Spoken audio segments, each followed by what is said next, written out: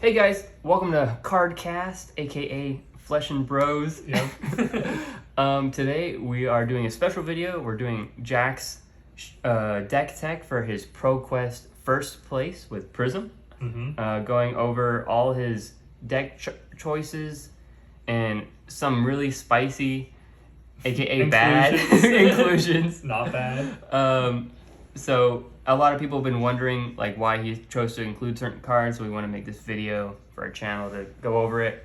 We worked really hard. We both are avid Prism players, and a lot of work and testing between both of us has gone into good Prism lists. Jack ended up taking it today, so it was pretty exciting. Yep. So this was the calling event in Fort Worth. Oh yeah, it was last weekend, so it's been about a week since that happened. It was pretty fun. It was a super long event. It was like 11 hours total of playing, and there was no breaks in the ProQuest for whatever reason. Yeah, that was awful. And it was hosted by Channel Fireball, so of course we appreciate them for hosting the event, getting some good prizing for us. You know, I got the Oh yeah, you want to show it off? I'll go and unsleeve it real quick. It came in this cool packaging here with the logo like imprinted in the sleeve here. Embossed. Yeah, and then this is the actual card here. Hopefully it's visible. I'm gonna try to show it up a little bit. It looks really nice. Yeah, in person it looks amazing. Yeah, it looks extra even on the actual art of the card and such. And then of course it's like fully sealed within this big slab here. So yeah, I'm surprised they actually did a really good job of packaging it like inside the slab itself, because it's like in a airtight seal, and then that's like perfectly folded into the slab. But this is what he got for first. Also PTI, which is pretty cool. PTI, it hasn't showed up in my account yet. Yeah, the processing takes forever. But yeah, I've been looking out for it. But yeah, definitely thanks for Channel Fireball for hosting the event. I do wish they had a little more coverage for the ProQuest event in general, right? Because they did a full recording and live stream of big events like the main event, which was a sealed, and then it cut to a draft. And that was fully covered, right? They like hosted games out throughout the whole tournament. And then the ProQuest, there wasn't even any recording for the top 8 or anything whatsoever. They didn't even post his photo. They did post a video. Yeah, there is a video. I appreciate that. There's a video on Twitter. Like a mini interview. The guy was like, who's your character? Why do you like them? Yeah. That's it, right? And then I gave like a 10-second interview clip. So that's nice. The thing I'm more frustrated with concerning the ProQuest specifically is that like the disparity between first and second, or like top 8 and not top 8, is massive.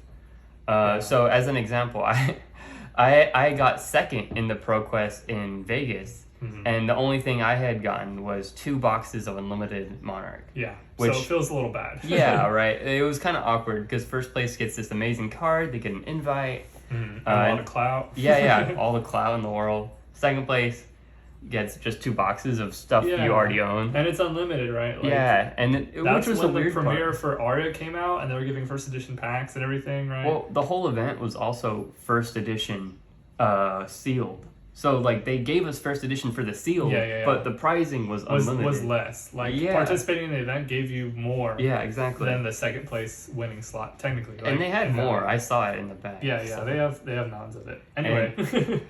It's funny. Jack got first this time, so he just had to one up me. Yeah, right? That's usually how it is. How it goes. So, but it's good thing. Yeah. I also wanted to definitely shout out Dozer, the Tank Prism dude, on YouTube. He like immediately made a video with my name on it, and he like looked at my list online. He was evaluating the cards and stuff, so definitely shout out to him. He's really cool. I've been subscribed for a couple months at least now. Really funny, like watching him analyze some of the weird experimental cards you're trying out, and being like, why is this like, he didn't want to call it bad because he would won, obviously, but like he rationalizes it, right? Yeah, like, he's like, but this really, card is in. really binding beam. Yeah, and we'll be going over all that, right? So also wanted to shout out my team, of course.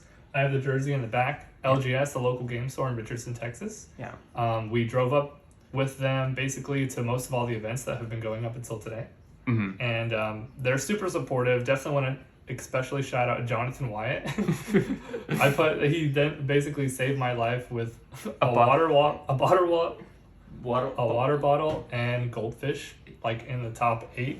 Because I was dry. There was no breaks, like I said. That helped a lot. So thanks. Yeah, when it was like between like the second and the final rounds, and his eyes were just like bloodshot, and he was like focused. I was like, dude, get some water. And he kept like not drinking it at first. I was like, drink it. And I hadn't eaten any food that day. And then once you drink it, you're like, you're like, oh, the salt from the goldfish. Yeah. Like the lunch. I mean, the event started at 8:30. Yeah. And then it goes all the way it was like until like 8:30, 7:30. Right? No, it was like later than that. Yeah. No, I know. Right. So it's like the entire day. There's no breaks. Even like during the cut to top 8. They're just kind of like, okay, everyone stick around, it's about to start. We're like, can we go get food? They're like, we're starting in 10 minutes. Yeah. We're like, I had no chance. We went to go get food. Jack stayed. Sorry, and I was going to say more about, shout out to local game store. Jack and I are both members of their team. Yeah. We also have Kyle, who had also gotten top 8 at Vegas with also Prism. Mm-hmm. He's a very good player as well. We all kind of communitively worked on Prism. I would say like everyone's both several really good players on it and people trying to counter it, which kind of just elevated the level of the deck very high. Yeah, definitely would not be nearly as good without going to the local game store like at least once a week. Yeah, so there's a lot of good players there, so definitely appreciate everything they've done for us. Yeah, DFW has probably one of the highest densities of good players, I would say. Mm-hmm. And it's really good, really fortunate opportunity to practice there. So okay.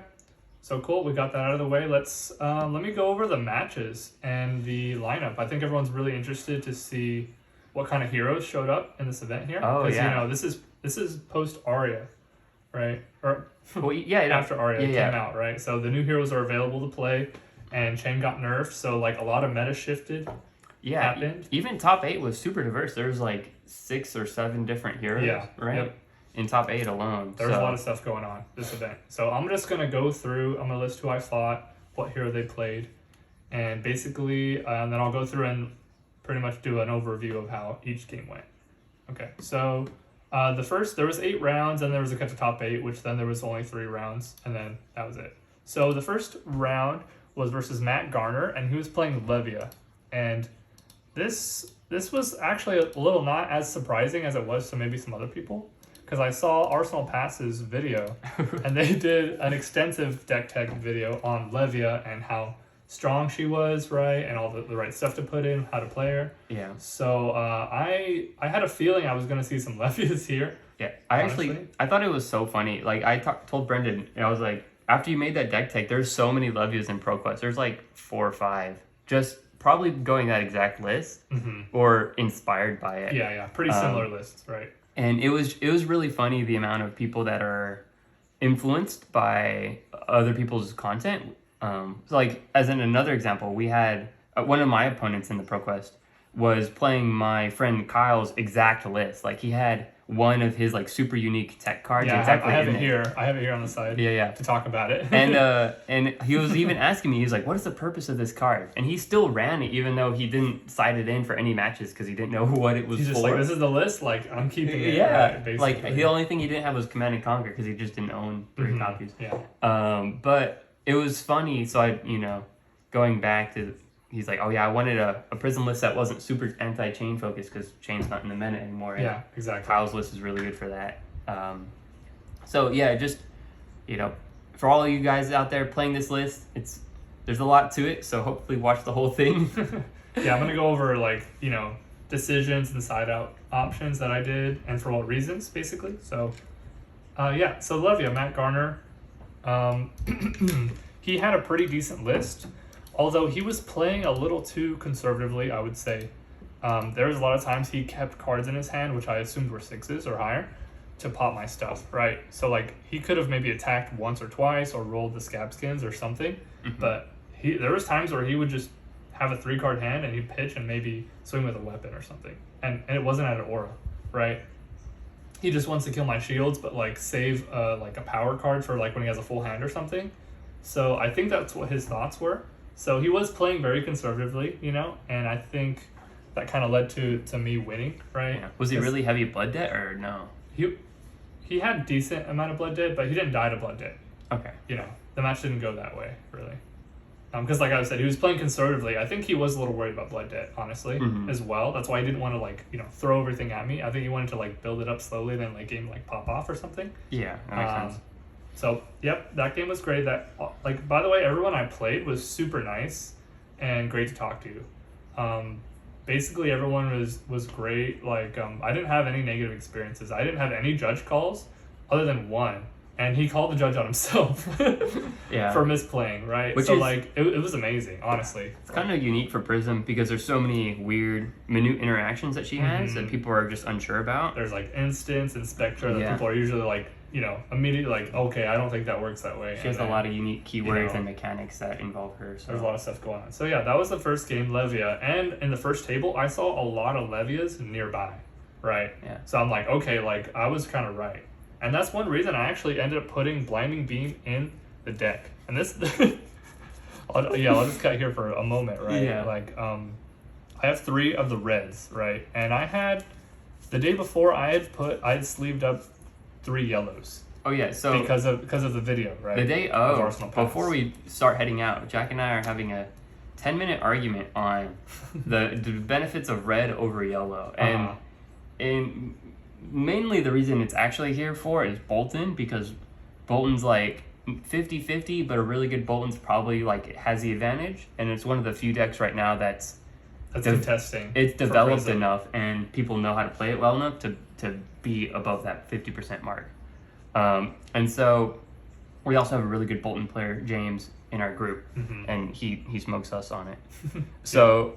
Yeah. We're like, we wanted a way to make them use a lot of their resources and stop their go again, because you could use the Blinding Beam after the attack reaction. So they've already consumed something from their soul and chosen to give it go again. And then you're like, well, nope, because its attack is no longer higher than its power. Yeah. And so Jack's argument was because the -3 could be applicable in certain situations.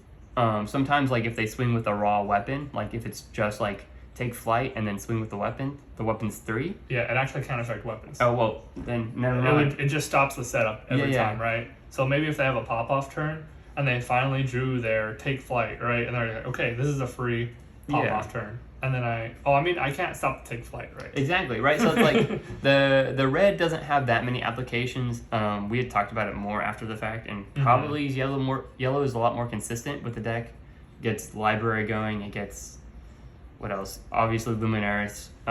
So the main 2 cards in the deck that are powerhouses, right? The reason why you run mostly yellow. So yeah, but like I knew there was Levias and I knew Bolton was an issue, so I was like, I'm gonna double down on this card and change it to a red. Basically, is the reason why I added red, because every other match I sided it out. Like I know a lot of people are probably gonna assume I put it in for Bravo, right? Because that's like, okay, that's a big tall deck. I want to like reduce his numbers and then go through my attacks. But it doesn't usually work out, because he usually has like 9 big numbers, 9 or higher numbers that I can't even possibly reduce. That is an instance where like the 3 could come into play, because like Oldham specifically has several 8s. And then obviously -3 on that is enough, but the -2 is not, because it'll move it down to 6. But like the intent of the card was not offensively, surprisingly. Yeah. Even though it is a red, it's more for Levia. It's like a free defense reaction, right? For Levia, because it's cost nothing for her, and part of the way you win versus Levia versus like a really aggro Levia is trying to survive. Yeah. So another just free defense reaction for 3 is usually like kind of nice. Yeah, and it has some unique interactions with footsteps, because most of your cards are yellow pitch. So you pitch a yellow, you could block with footsteps, and then pay for Blinding Beam. Yeah, right. And then that's a block for 4 for 1 card. And also your footsteps don't break because the attack's not 6 or higher. Yeah, exactly. Right. So. So yep, that's why I put red Blinding Beam, right? Because I anticipated Levias, and I knew Bolton was an issue. So those 2 reasons were enough for me to just throw it in and be like, okay, let's see how it goes. Like I have enough sideboard space, I guess, to have a core deck that works great with still like 3 or 6 card slots open, right? Yeah. Like as an example, Jack and I were like, we're talking about this Bolton problem, and Jack was trying out Blinding Beam for this event, and I went with Humility. Yep. Because it's the same thing. I have it right here. It's at -1. So like a lot of the times you could block with a card, and then they give it go again, and then you play out Humility, then they lose, basically just pass their turn because they don't have an action. Mm-hmm. And then they have to waste their turn after that getting rid of humility or just taking the -1 forever. So part of that, I was like, I'll run humility and Jack will go blinding beam as like a test. I didn't even run into any Boltons, so I didn't. Unfortunate. Yeah, I also was like, maybe it'll be good for Reinar. Mm-hmm. But it's not. No, it's not very. It's just the same as any aura. They just like outvalue you. With They roll their stat dice and they kill 3 auras and then hit and you. then you cry. So, like, it's still in an experimental thought. I still think humility might be better for Bolton specifically because of the fact that they have to waste their turn after that, getting rid of it. Yeah, and it was a -1. Yeah. Right, like they could buff it still. Yeah, it's true, right? They could. There's a +2 and 3 for an attack reaction if they charge that turn, and it's free. Yeah, like if they have that though, then it's like, okay, fine. But concept still applies. It's just minusing their attack after their attack reaction. They will not gain the go again. Mm-hmm. It's As like a surprise, right? Yeah, so they're usually caught off guard. Anyway, so yeah, the first match, Levia, that went kind of smoothly. The second match, another Levia, and this was from a dude named Jonathan Walker, and he was awesome. Mainly, he was super friendly, and he was very lucky this game. Until the very, very end, right? Like, all his rolls were insane. He always got 2 or 3 action points every single roll. Like, he didn't use his gambling cup. There was even a time where it was near the end of the game. He has, like, 30-something health, and I'm at, like, 9, right? So he thinks he has this game in the bag, and he rolls the number, and he gets a 5. Yeah. And he's like, do you want me to re-roll this? He's trying to be nice. Yeah. He's giving me the out. And I'm like, you can re-roll it if you want to, you know, like, I'm like, I'll let you, right? Yeah. He re-rolls it and gets a 6. So this game was actually insane and a lot of fun just for that reason, right? Because every time he's like popping off and I'm like, okay, like, let's see what happens, you know, because I never fight Levia. So it was just honestly exciting for both of us. I think Levia is still a good counter to Prism, just not as much as Reinar. Reinar just has, because of the Intimidate on Reinar, it's such a hard matchup. Yeah. So this guy got super lucky until I was at about 6 health, and then he finally took Blood Debt, and this was way late game. So he went all the way down to 6 from like 32. Nice. So he took a massive amount of debt, and then that was suddenly we were like, oh no, like this is a close game actually. Yeah. You know, he thought he was way in the lead the whole time, and then like a turn or 2 later, I think I'm down to like 2 health. And it's like turn 0, right? Like I do my turn, I can't do anything. I think I swing with like a shield for 1. He takes it, and then he's doing his turn, and he attacks with Command and Conquer, and he actually can't do anything to avoid Blood Debt on the very last turn of the game.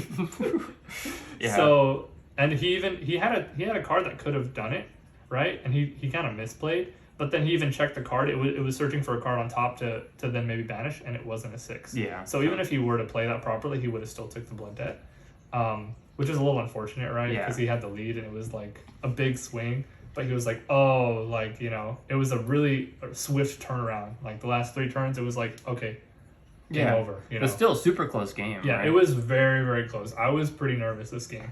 All of my blinding beams were in, and they were being all used defensively because I was just trying to survive. Trying to stay alive. Right. He had a huge health gap the entire game. Yeah, I think the only thing about using blinding beam defensively in that case is that a lot of the time, unless it's dominate or something. He did dominate pretty often. It's like it's effectively a block 3 because it's just -3, right? Yep. So unless it's dominated, it would work like an attack reaction in that sense, but. Yeah, and then with me being at 2 health at the very end, and he dominated maybe 4 or 5 times throughout the game, it honestly healed me enough to save the game. That makes sense. in this match, right? So it was actually a good pick in this match, right? But overall, it was a great game. He was very gracious at the end. Okay, then the next match was Danny McGeehan on Bravo, and this guy's Bravo was pretty decent. He was pretty aggro, but he wasn't really adjusted to the auras, aura game plan, right? So he would obviously swing at me a little too much and not at the auras.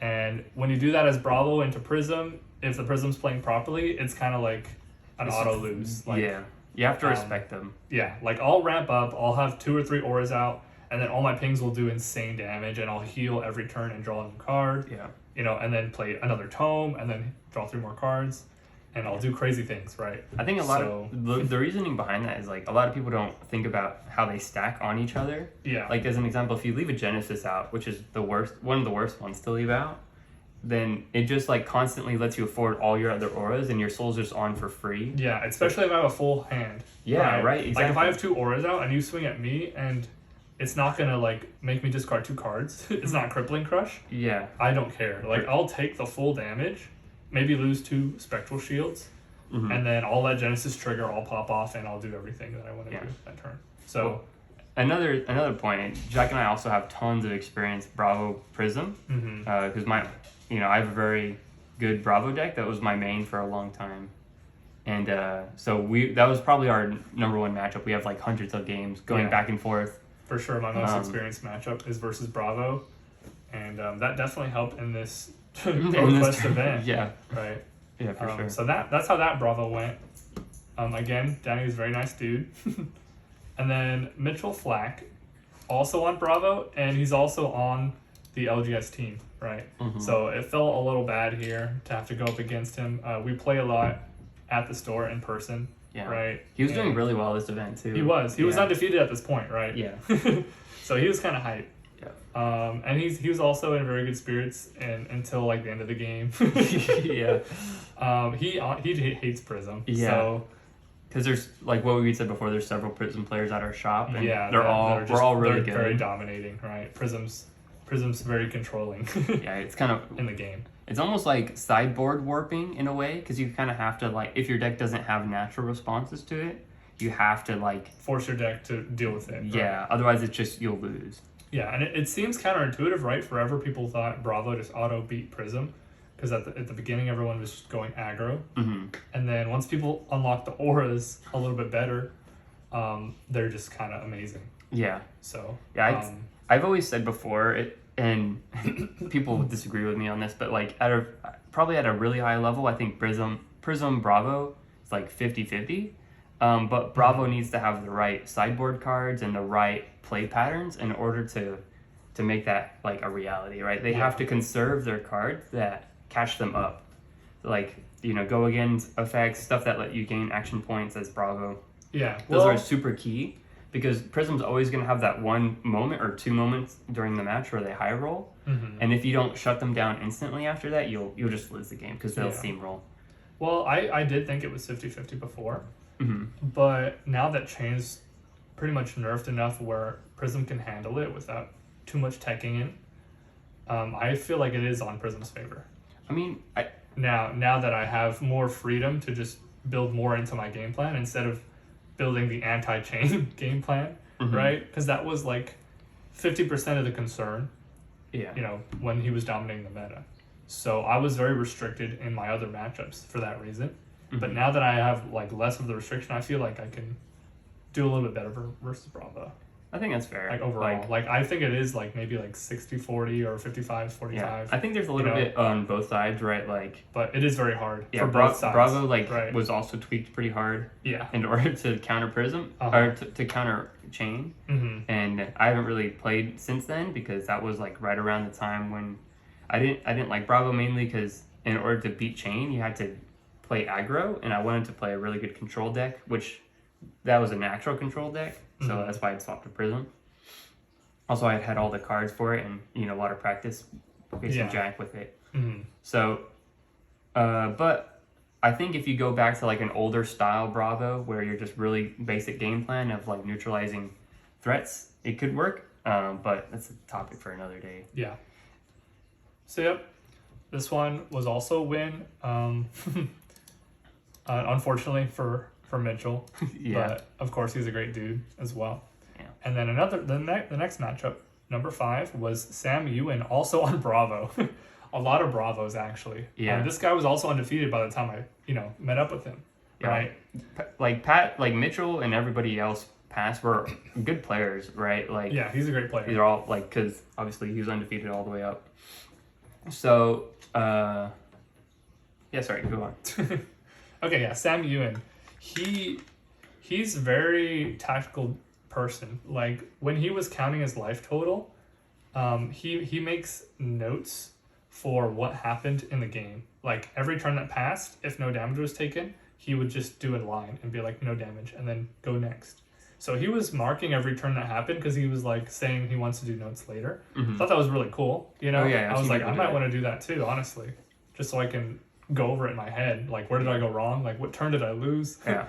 Right. I'm just so experienced for Bravo. Like, I was even at a big health deficit all the way up until halfway through the game. Right. And I was completely calm. And I think he was like a little off for that reason. Because it seemed like he was in the win. Right. And for a while, I was like, okay, I know all my auras are coming up later, which is actually great for me. If I don't see them for the first like 5 turns, Oh yeah, I basically just won. I'm gonna pop off, right? All my stuff's gonna happen like late game, which is where I want it to happen. So yeah, as stuff kept happening, I kind of was like, okay, I'm kind of more in control of this game, right? And then of course the big swing happened, and I like popped off with many auras. A lot of tomes happened. Yeah, and he just wanted to learn. Yeah. So he was very, very nice. I think any Prism where you side in the auras, if they don't know, if they're not super confident in that matchup or like super experienced, it's basically an auto loss. Part of the reason why Prism is so strong, it's like probably one of the biggest noob killers in the game. Yeah, especially just the aggro game plan, right? Yeah, and right. you're playing a deck that it loses to that, it feels impossible. Yeah. Right. If you're not ready for it, the Heralds just swing for big numbers. It's like not even that is like one aspect, but just like being like, all right, play an aura, take 6. And they're like, why? Yeah. And then they're like, all right. And then they swing back at you again. And you're like, block 2, play another aura. And then at that point, they're like, oh, okay, I can kind of see you're getting some value. And then the turn after that, you play 3 auras out. And they're like, oh, I just lost the game. Yeah. Basically. Yeah, It's like a steamroll. So, yeah, it's basically you have to super respect it. Yeah. You have to play at that pace of being slower in the game, right? Because my auras, I'm like, okay, take the damage to play slow and get value over time, right? So you really just want to destroy the auras on site. Yeah. If you have a free go again effect and then swing to the aura, that's great, right? Especially because I'm trying to build up shields. Yeah. And pinging is normally the actual win con, and auras just facilitate that win con. But yeah, like you mainly just want to kill them on site. Yeah. Okay, so after that, it was Chris Higashi on Katsu, and this was the one loss of the entire day. Yeah, this is a very final round right before the top. Cut to top 8. Yep, this is round 6. So I'm undefeated here, and then I'm also looking at the top 2 tables, and I think this is the guy that's in first seed into top 8 too. So losing to this guy was great, right? For my top 8 placements, I think I placed into 4th after this losing match. So I actually had priority to pick if I wanted to go first or second for every single game after that. Yeah. So that was kind of nice. Yeah, obviously if you have one loss, you want it to be the very last round because you lost to the guy who got first.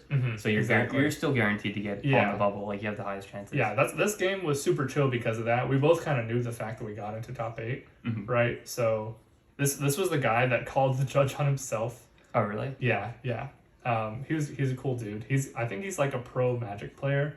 And he had to read some of my cards, right? Like I played Phantasmaclasma at one point, and he was like, "What does that do?" Oh yeah, you know. Yeah, I played Phantasmaclasma against another Prism player, and he, I mean, I don't know if he had like looked at the card or not before, but he didn't understand how it worked, and he was like, why are you running that card? And I was like, it's so good, and then I was like, well, you have to reveal first, and then he's like, oh, and then he took 6, and then I had go again anyway.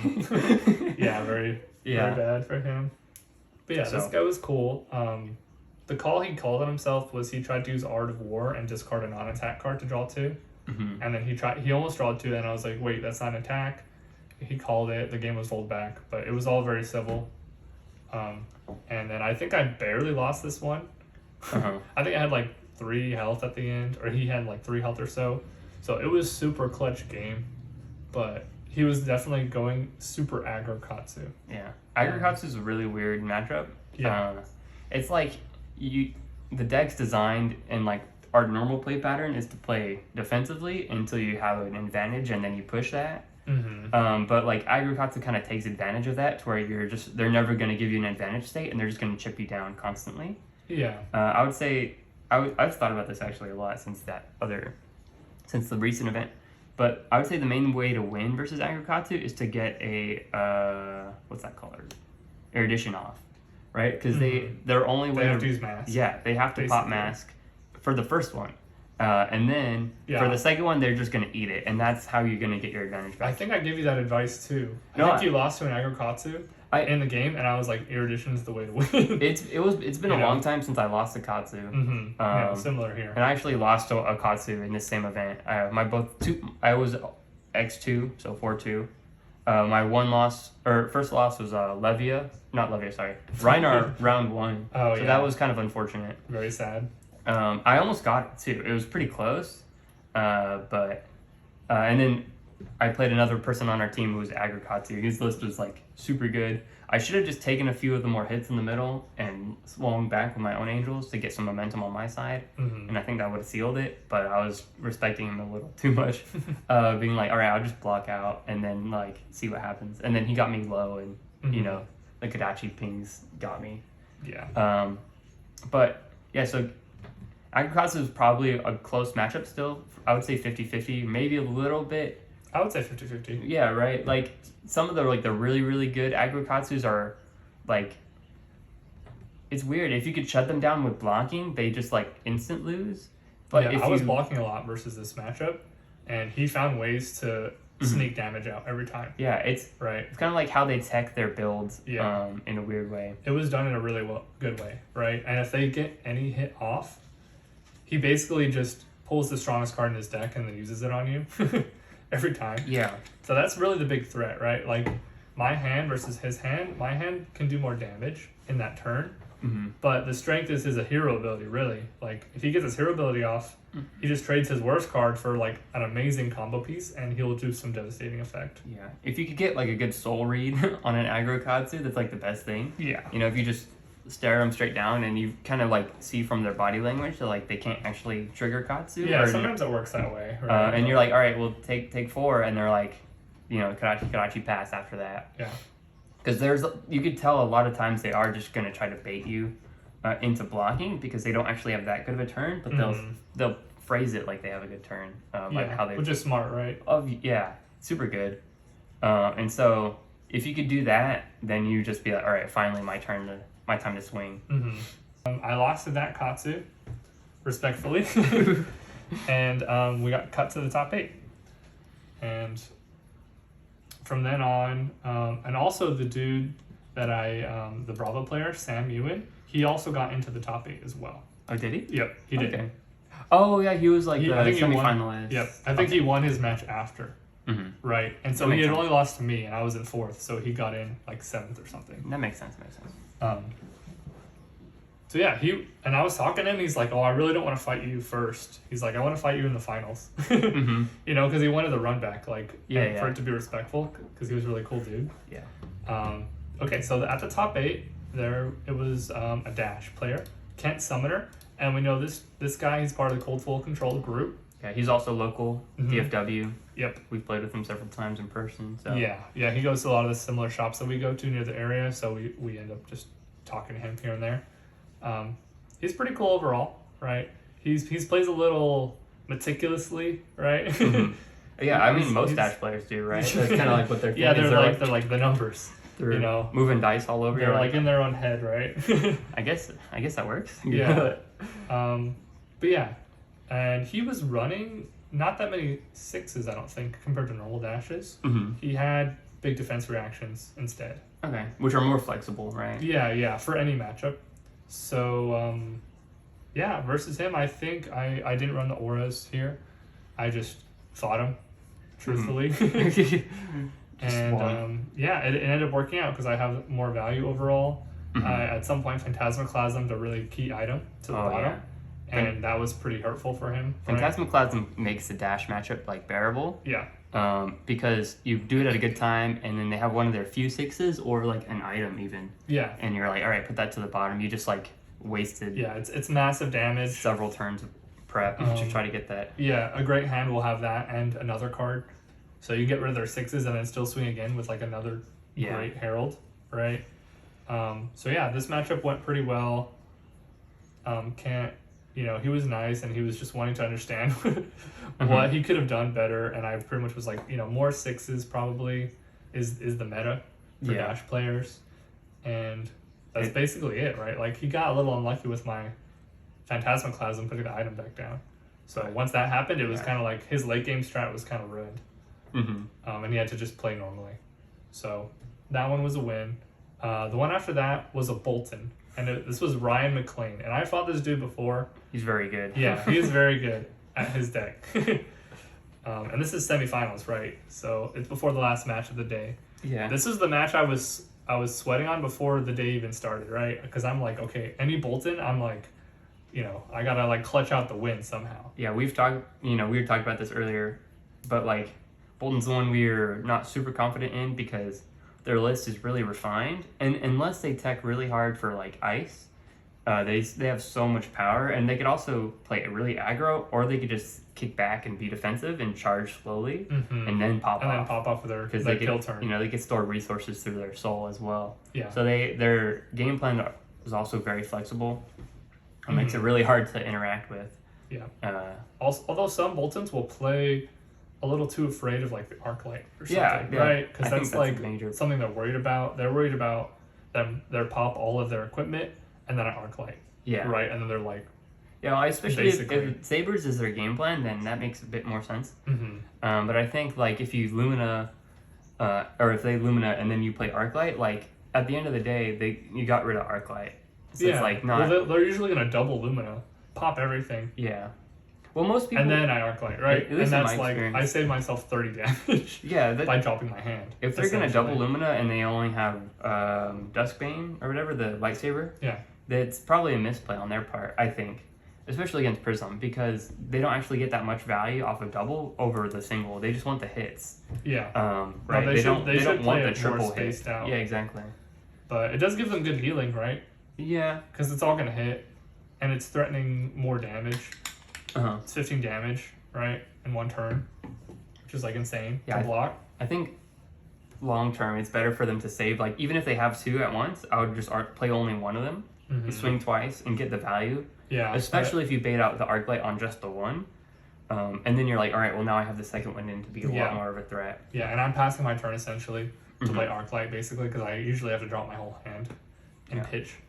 So, but this was a super close game. Yeah. I had a decent lead in the beginning, being a little aggro, and I saw him blocking with his attack reaction specialization card, like two of them early, and I was like, okay, that's a really big threat card that I'm worried about in the matchup. Especially if you're planning on using footsteps, right? Yeah. Like that's part of the reason why, at least in my opinion, like Bolton's such a threat is because one of your good, really efficient defensive tools is Phantasmal Footsteps, which is basically like the new Guardian Shield. Right here. But like Bolton is one of the ones that could like go from a 3 to a 6 pretty easily through like Razor Reflex. He has a lot of cards that do or the charge card, like Courageous Steel Hand or whatever it's called. Yeah. And so once you see them use some of those, it's like, okay, well, a lot of their like spicy threats or like their burst potential is gone of like unknown, and you could just play a lot more straightforward and block it straight up.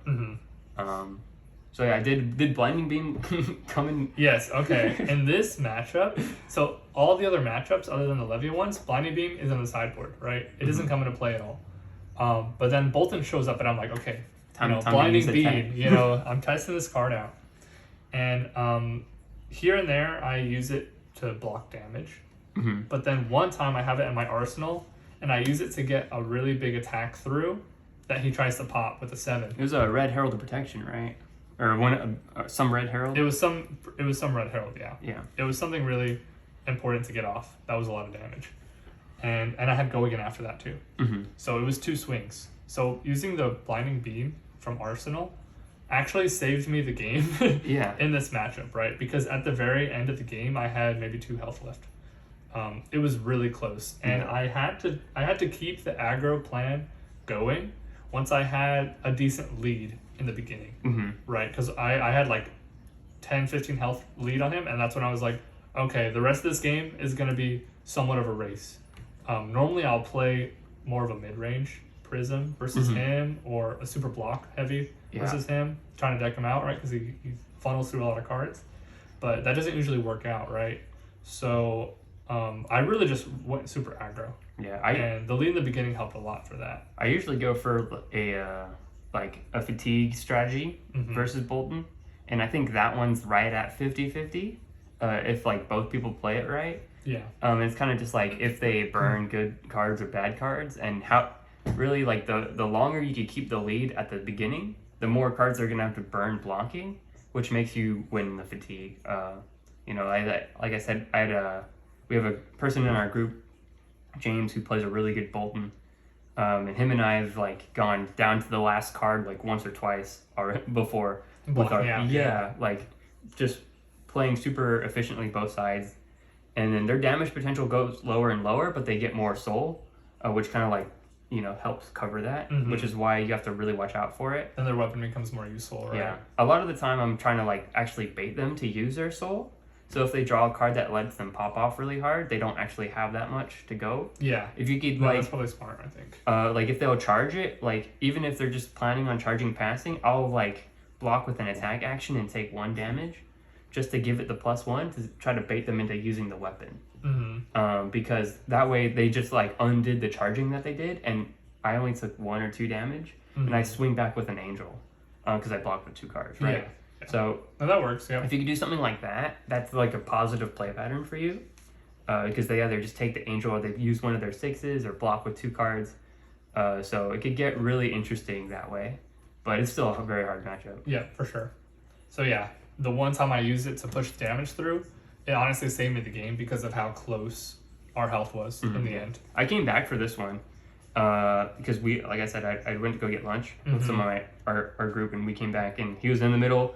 The closing turns of this, and it was so close. We were all sweating. It was really nervous for me. Jack had library out, surprisingly. I did. Which most Boltons run a lot of yellows, or like enough. And so I think that could have been a mistake on his part, because Jack was getting fucked, because Jack was like keeping aggro, so he's staying 5 card I'm hands. on the uptick, right? And I'm pitching all my cards on my turn. Yeah. So if I can get library, it's like I'm getting library triggered. And I like library is one of those cards where I often side out versus Bolton personally, because I thought they I might do just throw it in. Right? They do run so many yellows, and most of the time they'll just be like, all right, get rid of it. Like it's not a big slight on their hand. Yeah, it is kind of a nice tempo shift, right? For him to just have to get rid of it too. Well, like so it wasn't even even if he does get rid of it, he kind of takes a turn off.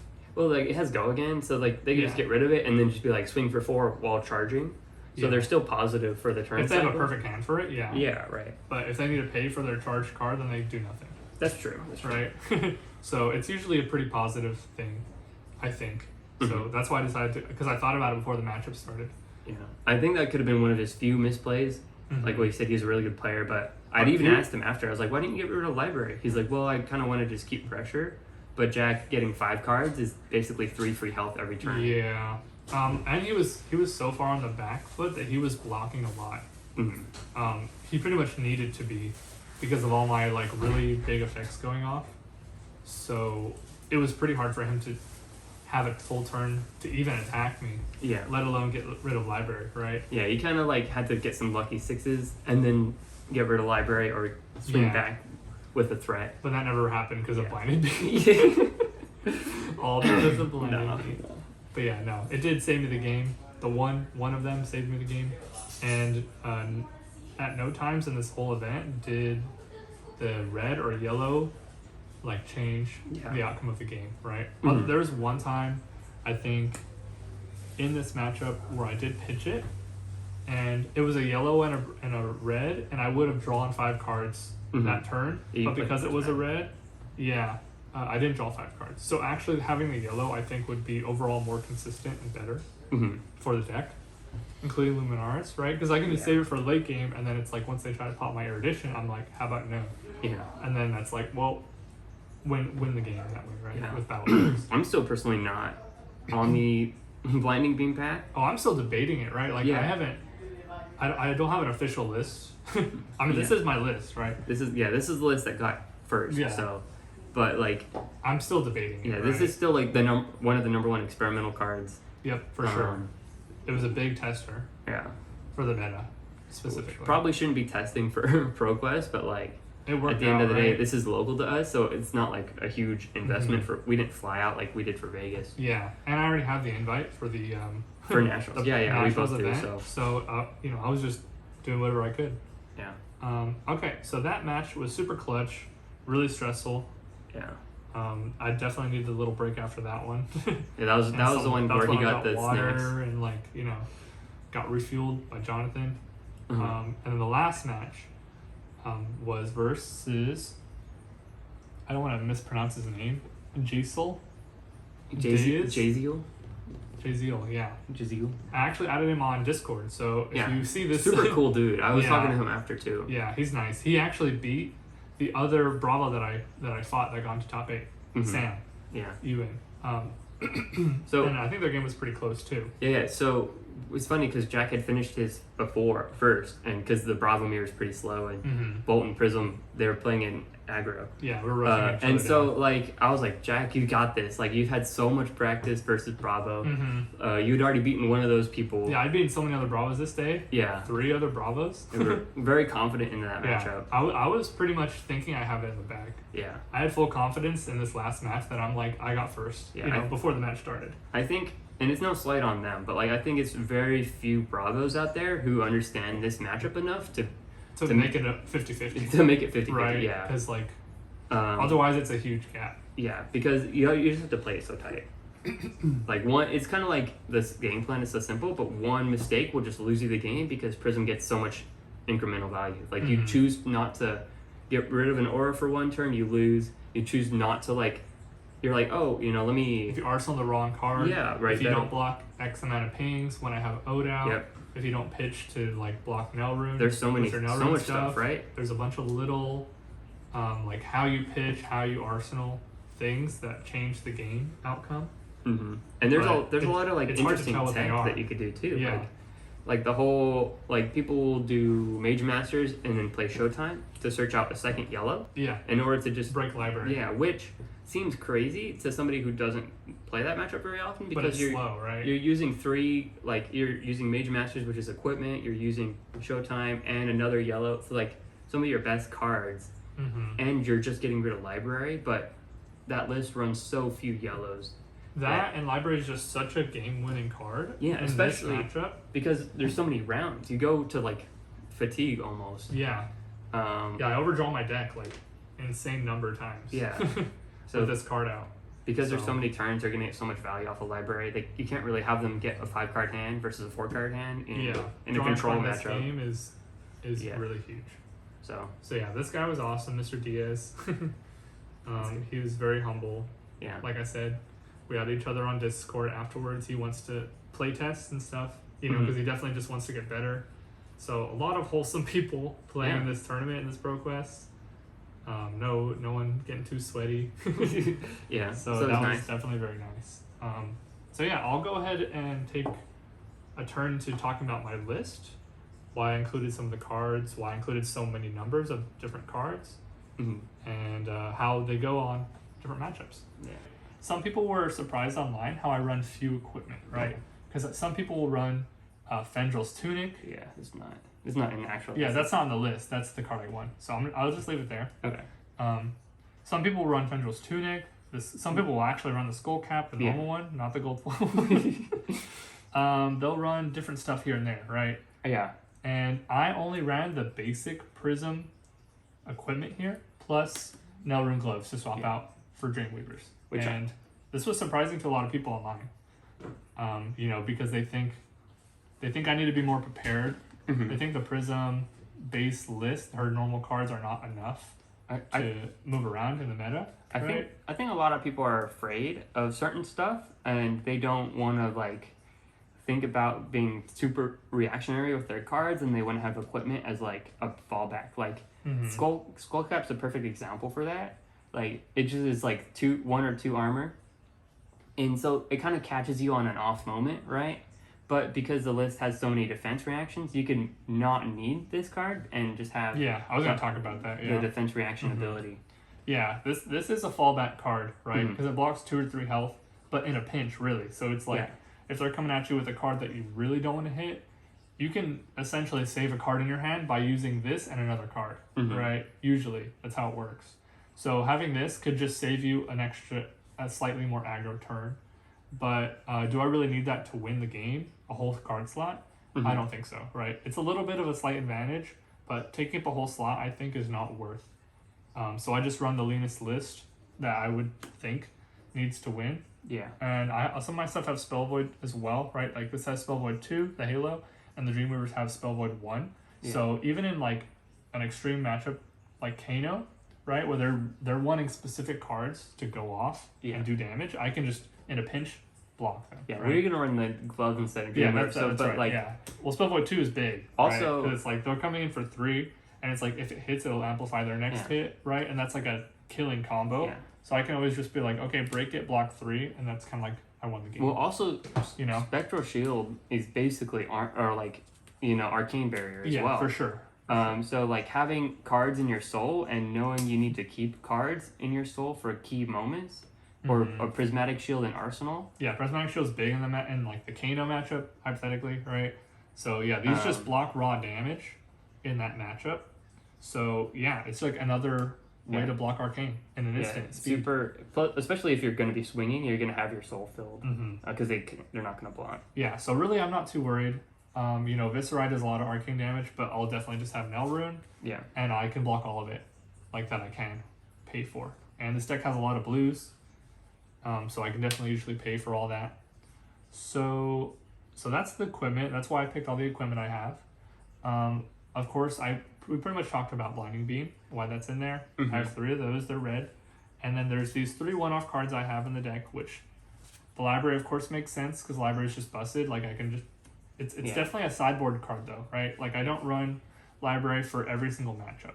Yeah, I think anytime you're going to be in a matchup where you're playing slower, or if you're it pretty much goes hand in hand with the aura sideboard. Because they're also all yellow as well. Like at the very least, I can just pitch a bunch of yellows and then gain value. So yeah, in the aura package, it's usually also a great idea to run library. Yeah. And then in the case of Bolton, right, I thought if I'm going to be super aggro and I'm not going to block, might as well run library because then I'm just going to draw 5 and attack even harder and then draw 5 and do it again, right? Yeah. So that was my idea for library. So on the super defensive or super aggro, library makes sense. But if you're going mid-range or somewhat control-y without too many auras or any auras, then library is not a good choice. Yeah, I think also for like matchups that the tempo could swing really hard and that will make you win or lose, library is like a bad choice for that. Yeah, because it's like one of the highest breakable cards in your hand. Yeah, right. It's not pitch, you can't block. Like I've had games where I arsenal that and I've never played it out. Yeah. Because sometimes tempo matters a lot. Yeah. And that's usually the matches that are mid-range, right? And it also doesn't have go again either. So it's like you have to end your turn with it. So you play it out and your turn's over. There'll be times where it's like you want to swing with an angel and then like play library, but you only have 2 other yellows, so you can't afford the footsteps, right? So you have to just hope they don't pop it somehow. And then they'll keep popping it and you're like, well, I guess I'm not going to play the library anytime soon. You're stuck with it, right? A lot of the time, actually, if I have it and I can't play it out immediately, I'll like try to put it in my soul through either Halo or like if I have a Genesis or something. Because it counts as a light card. Yeah, if I put it in the match, I always want to play it out. Right? Yeah, I mean you want to play it. If I'm stuck with it, like if I forgot to side it out, no, I had happens sometimes. I had a hand one time where I had library 2 prismatic shields and something else that was like horrible, and so I like had to use Halo to put the library in my hand just to get it out. No, I've seen that before. And in playtesting, we've done that kind of thing before. Yeah, but definitely an amazing card, right? It's like one of the best cards in the deck. It'll just win me the Bravo matchup sometimes. Yeah. If it's like a really tight Bravo matchup, it's like if I have this card on the field and I drew it at a medium state of the game, it's like I win. The other one-ofs in this deck are just Yellow Pummel and Command and Conquer. And I know some people were wondering why. I mean, the one Pummel is basically for Dreamweavers, right? Yeah. And I normally will not use Dreamweavers at all until I use Pummel. And at this point of the game, I don't even ever block with Pummel. I can usually play around it. All my cards block usually. Well, it's also a yellow pitch, so it just fills that like. Yeah. So I'm saving this for late game, right? So my idea is that Dreamweavers at the very end of the game is going to win me the game, right? So I'll usually wait till the opponent's at like 5, 6, 7 health. And that's when I'm like, okay, that's when Pummel is the card I want to play. Or Arsenal, right? Or even I've had games where I'm behind and I just have Pummel in the Arsenal or... Oh yeah, if you draw a great hand for it, right? Like if you draw the Pummel and you have the Erudition. Yeah. It's in my yellow pitch over here, yeah. So if you have the Pummel and the Erudition, and it's like a mid-stage of the game and they don't have equipment to block it. Yeah. Because that's a big caveat too. Like some decks will have defense reactions. And if you want to do the combo mid-game, they can possibly just block it. That's true for sure. So like I'll usually just wait late game. I'll let them waste all their blocks, all their equipment. I'll even throw other Eruditions, without Pummel. I'll even pitch the Pummel and throw an Erudition, right? Because I know I have 2 more in the deck or something. Yeah. Because I'm like, I don't care. I just want them to use their equipment. Yeah. So the very last day of the game, I'm almost guaranteed to get the Pummel Erudition combo off. Because they use all their defense reactions. They use all their armor at the state of the game. Yeah. And I think it's important to note that still most of the time we're not aggro, right? We're still control. We have the defense reactions. Yes, I have Favor Scene and Sink Below, and these are main board decks. But you don't really take these out. And the Pummel still comes in because you're blocking out, you're playing efficiently, and then once they finally get to the second or even third cycle of their deck, they're going to be swinging with yellows and blues at that point. Their damage potential is going to be way less, and then you're going to be like, all right, take 6, and then that's all they're going to turn is going to be Erudition pop off. Yeah, you're going to play Dreamweaver's Erudition, and then they're like, oh, we really need to block this. They're going to throw all their equipment in, barely block it at 5. Yep. And then boom, Pummel. And now they're discarding a card, you're drawing 2. You most likely have pitched a yellow to play that. Basically, because you swing with your second angel that you just draw. Yep.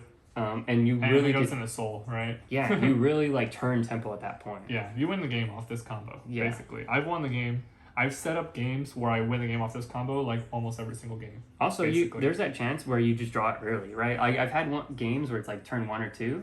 Yeah, I don't like doing it early. Well, no, you mean turn 1? Yeah, not even turn 1. Just a bit early where I'm just on tempo and I don't have to take damage to play it out. Yeah. And I'm Erudition. Yeah, I'll even still I'll Dreamweaver's Erudition and then Pummel. And then for the rest of the game, they're afraid of Pummel because I'm still swinging at them. That's true, I have tempo. A lot of people will see me pitch the 1 Pummel. Yeah. And they think there's 3, right? Yeah, which is reasonable.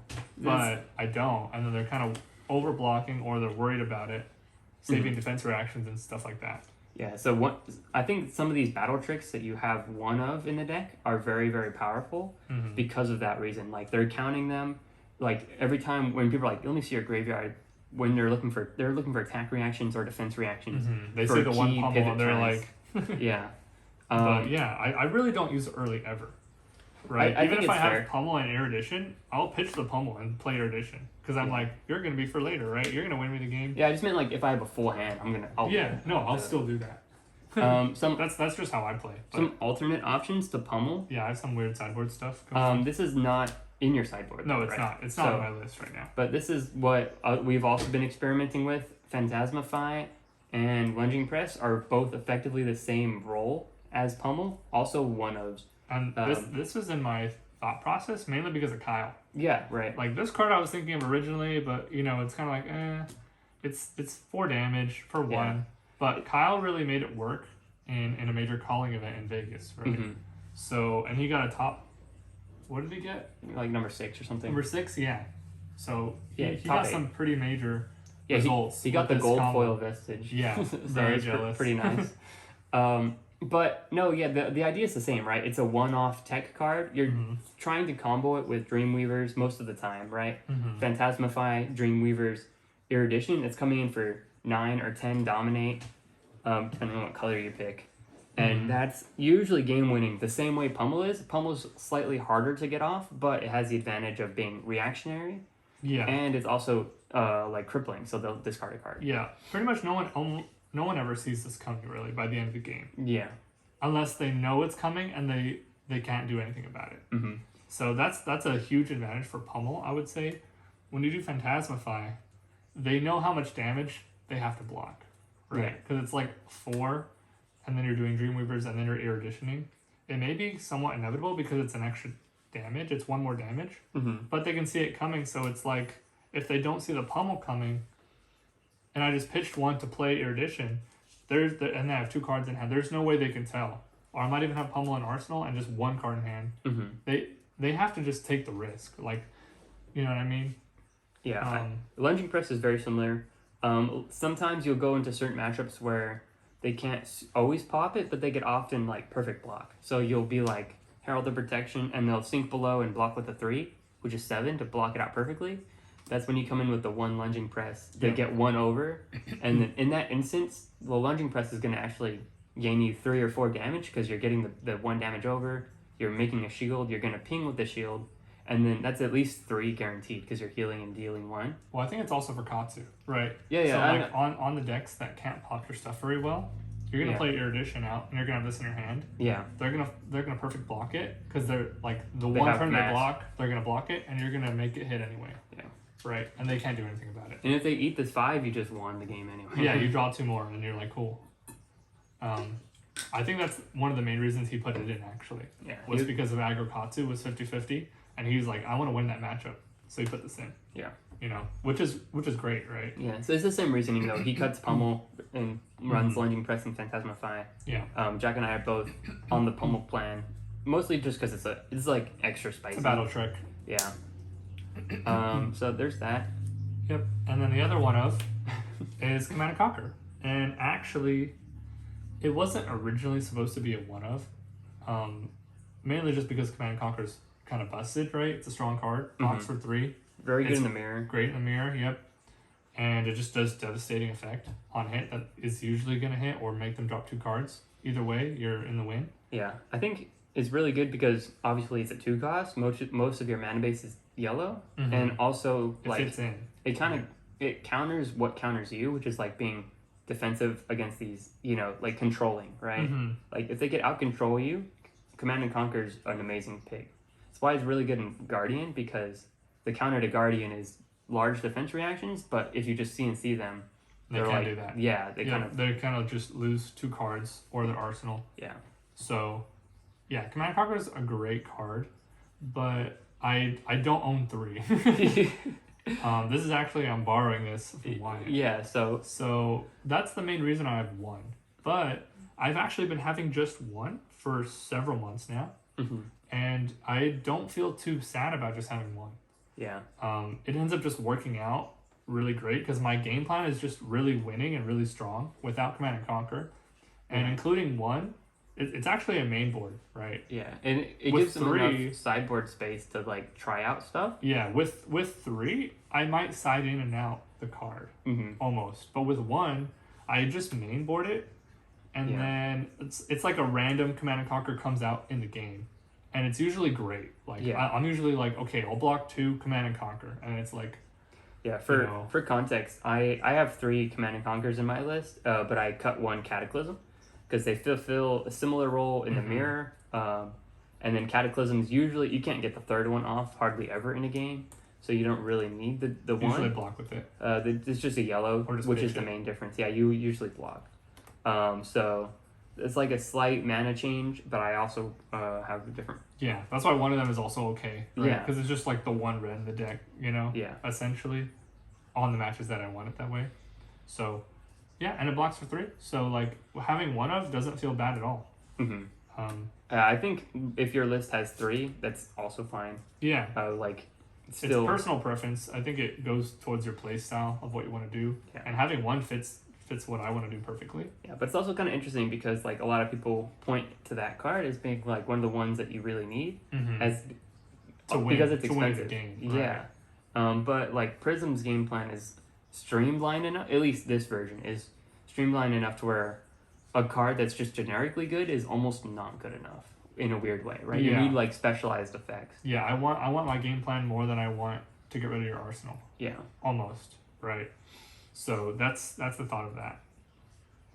Okay, so then I have some red heralds here. I should go over the sideboarding, like just a generic. I'm gonna go over like everything right now. Yeah, okay. So I have some red heralds here, 3 of different ones, and I have 3 different auras over here, and these are both technically sideboard pieces.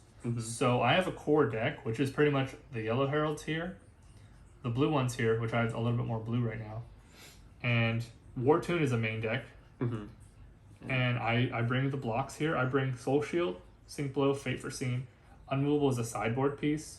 Prismatic Shield is a sideboard piece as well. So my core deck is actually pretty small, right? I have all these yellows, blues, this one red card, and then these blocks. And like that's it for the core game. And then of course these one-ofs, right? Yeah. And then I mean these two one-ofs are always in. This is also a sideboard piece, the library.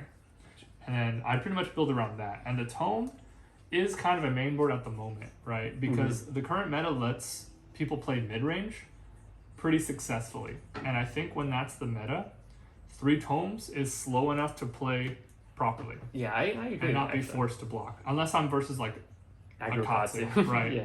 So then if I'm versus Aggro Katsu, I'll actually take out 2, I think. I think there's a case where you can And I use have one. tome aggressively. Yeah, but I've been caught too many times With with reds. just 1 or 2 of them. Yeah.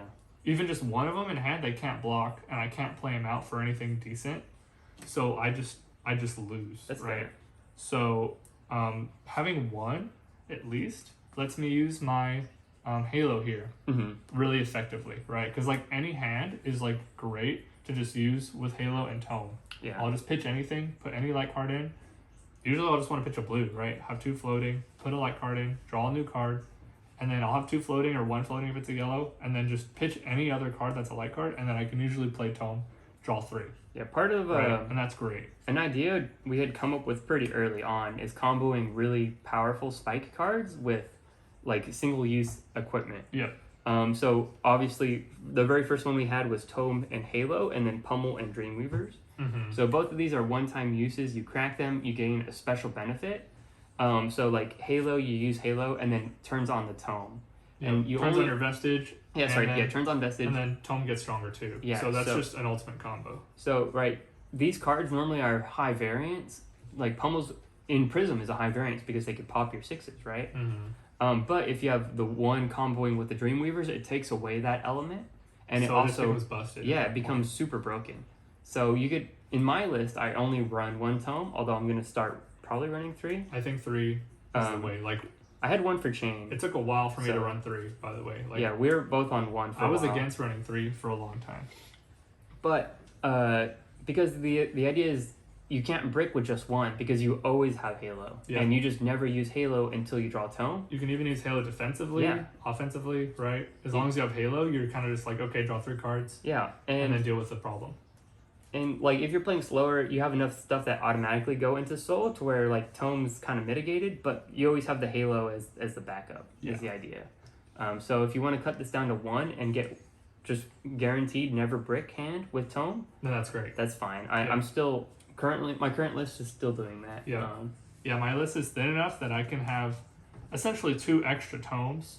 And if I'm playing all aggro matchups, I'm just going to be playing all 1 tomes, basically. Right? Yeah. So the core idea of this is that like you're most of the time the control defensive Prism, but we swap out with the red heralds with the yellow auras because a lot of people were looking at this list and analyzing it and look at the mana base specifically and saying like how could you afford all these red Yeah, they think it's too aggro. these red heralds, but the thing is if you're swinging you want like 1 or 2 reds in your hand.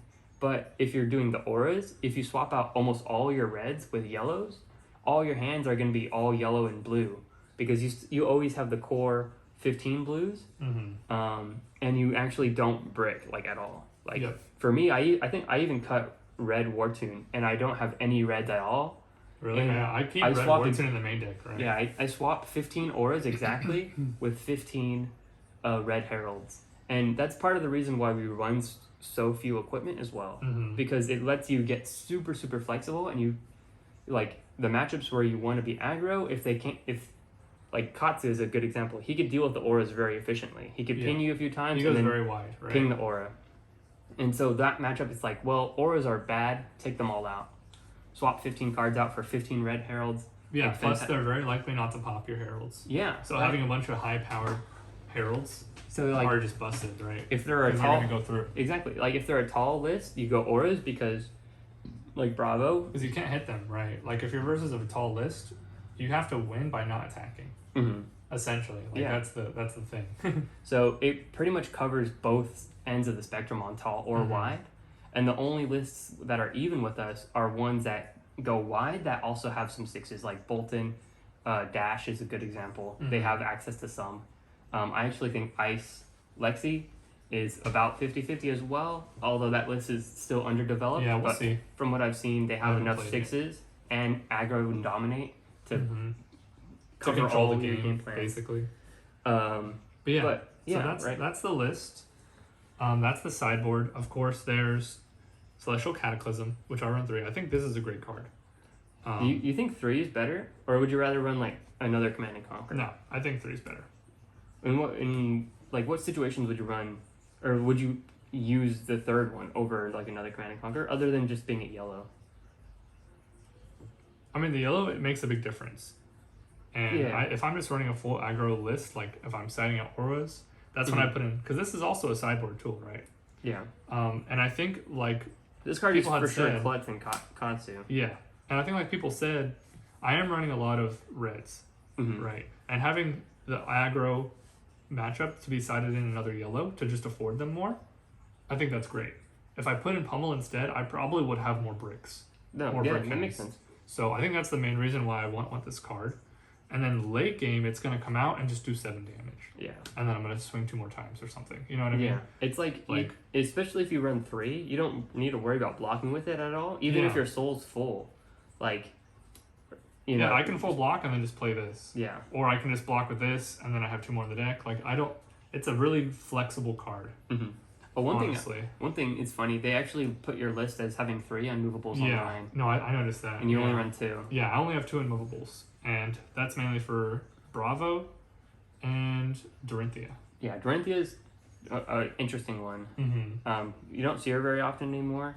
She's kind of fallen out of favor. But like the matchups, Just in case. we still have all these defense reactions, right? Like the 2 6s and then the 2 4s. I think this ratio, like 3 and 3, or 3 big, or sorry, 6 big, 6 small, is like perfect for almost any deck. If you could afford this in your sideboard space, You're very prepared. yeah, you're gonna be fine in so many matchups, right? Like Guardian, you're like, all right, put in my large defense reactions. Katsu or some of these other annoying decks like Bolton or whatever, you put in these, and it's just you're gonna have a way better time. Yeah, and even the Prismatic Shield cards here. I run 3 reds, and that's also a defense reaction in a way. Yeah, it's expensive for what it is. It is. But yeah, it's like another tool that I can just use, in a clutch moment to block damage if I need to. yeah, this card is really interesting to me. I've been on the fence on cutting it or not multiple times. And I think no.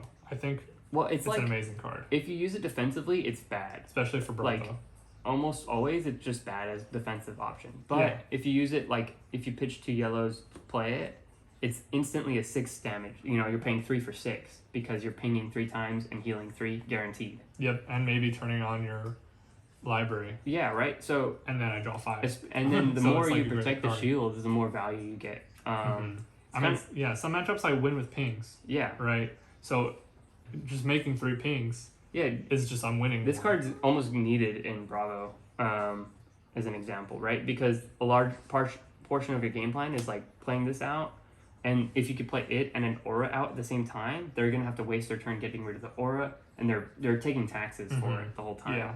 And then you just also have all these defense reactions to keep. to protect them, Yeah. basically. But yeah, another interesting thing about this card when you play it, you have to keep in mind that your shields will block current and future damage, right? So like when you're getting hit with an attack, you may just want to negate 3 of that damage and block 3. They get popped instantly, and then you only take 3. But that's usually not the best play, right? Oh yeah. Usually, you probably want to play it on your turn, but regardless of that, you probably want to play it after you've taken the damage, as long as you're not going to die. Because having 3 shields sitting there for next attack still heals you and saves you the 3 health. But it's also a threat on your turn. Yeah, you can still attack with it on your turn, right? So ideally, in the case that you have it, you kind of just want to take the damage and then pitch, make 3, and then attack for 3. And that's way more value than just blocking 3, taking 3, they get popped instantly, and then your turn's over, basically, right? Like, then you have to pass back. So, because it'll heal you 3 either way. So basically, that's a big key part on playing this card correctly, I would say. I would say just Prism in general. Like that. There's a lot of tech like this. That idea of like the card, like your health is a number, and then this is like guaranteed health. They can't kill you unless they get rid of all your shields. Yeah, there's no way around it. So it's just healing straight up. Like it's a sigil that costs 3 as well. Like just thinking about it that way is like interesting. But and they're tools, right? They're tools they use to win the game. So if you just break your own tools to save some health when they would have saved you the health anyway, that's not a good idea. Yeah, I'd say the only time I would play this out, like just to straight up block 3 and not attack with it, is either I'm gonna lose a game, or there's like some super crippling hit effect that will probably make me lose the game. Even then, like I'll be like, yeah, take 11, you know, right? Discard 2 cards. Yeah, like you could take damage and then like from a crippling, and then before the discard happens, in response, play out your entire hand, and then as an instant not have to discard, and that's worth. I've done that a lot before. So, yeah, that's the game plan's pretty makes sense, I think. Yeah, right? Like you just go aggro versus the right matchups. So let me go over the list here. Yeah, I think a large part of it, if other people want to run this list, is understanding what the other decks are trying to do, and you're reacting to that. Yeah, you're being super prepared for anything that comes out in the tournament. That's the whole idea of this list. And I'm going to refine it a little more, I think. And I'm going to be listening to what the meta is going to be changing, because basically every list is probably going to be similar, like with how you should be adapting it a little bit to what the meta is, right? Because every deck can go a little more aggro or a little more control, right? Or somewhere in between. So I think just any general advice is just figuring out what the meta is in that event, and just slightly teching for that, but still doing your game plan, you know, as like a main baseline. I think we should go over a little bit some of these cards that a lot of other Prisms don't run.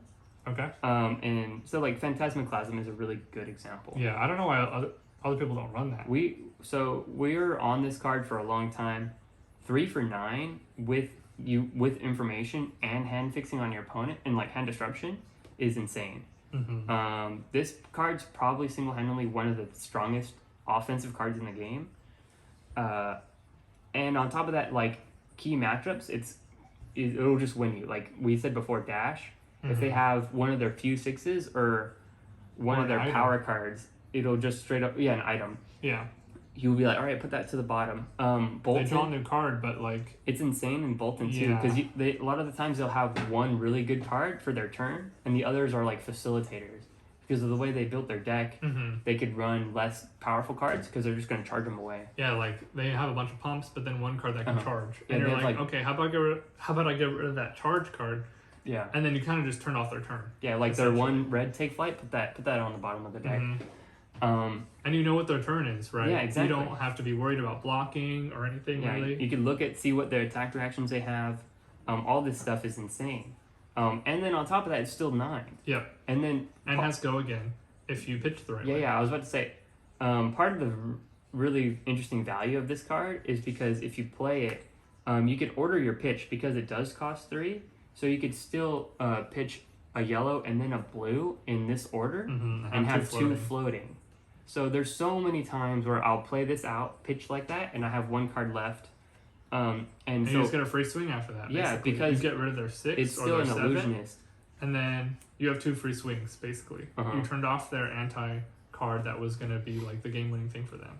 Yeah, like there's times where I know they only have 1 6 because I saw them not arsenal a card the turn before, and I'm like, all right, finally, I'll even hold on to Phantasmaclasms if I know they're the type of player that'll do that, and then just play Phantasmaclasm out and then just watch them get so upset.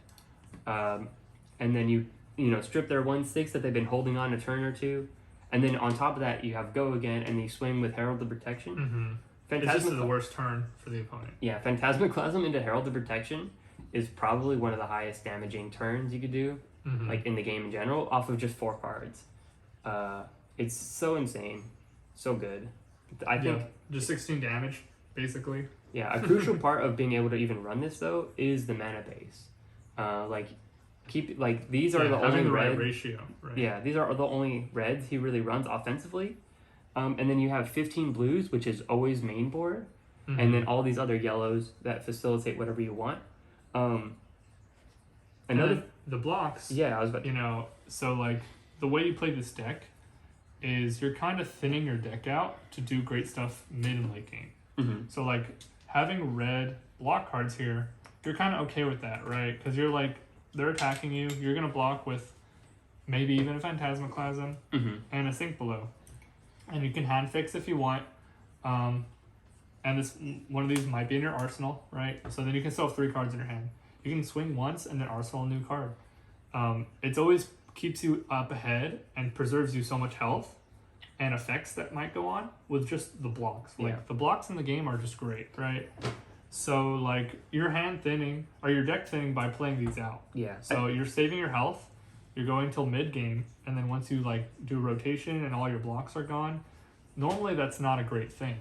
But like in this deck, you get stronger because your mana base is actually like trimmed down, and you have reds and yellows left, and like it's like 50-50. Yeah, basically I pop off mid game every time because that's like, okay, I lost all my block cards. They lost all their strong cards.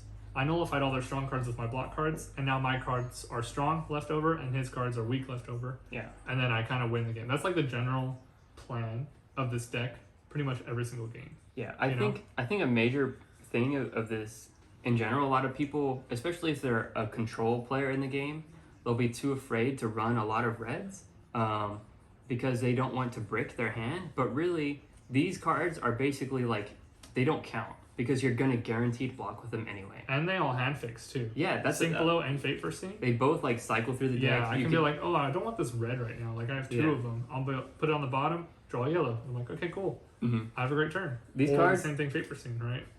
Yeah, it's like what Jack was saying. These cards are basically guaranteed to be used up within the first cycle of the deck. Very rarely will you pitch these.